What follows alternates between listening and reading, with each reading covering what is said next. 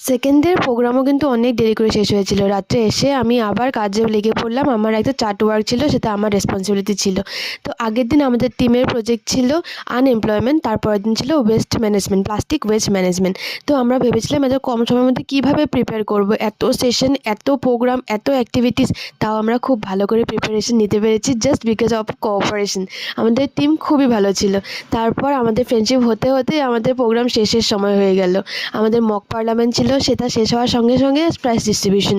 আর prize ডিস্ট্রিবিউশনে তোমরা জানো আমাদের কি হয়েছে, আমরা হয়েছি ফার্স্ট। আমাদের টিম এত ভালো প্রিপারেশন নিয়েছিল, আমরা ফার্স্ট হয়েছি। তারপর আমরা লাঞ্চ করে আবার বাড়ি এসে পড়লাম, খুব ভালো একটা সময় কাটালাম। একটা জিনিস যেটা না বললেই নয়, আমাদের রিসোর্স পার্সন যারা এসেছিলেন ওরা এত ভালো ছিল, এত ভালো ছিল, এত কেয়ার নিয়েছে, আমাদেরকে এত কিছু শিখিয়েছে, আমাদেরকে খুব ভালোবেসেছে, একটা খুব ফ্যামিলিয়াল বন্ড হয়েছিল আমাদের। তো আমি খুবই থ্যাঙ্কফুল এই প্রজেক্টটা করে, এই ট্রেনিংটা করে আমি খুব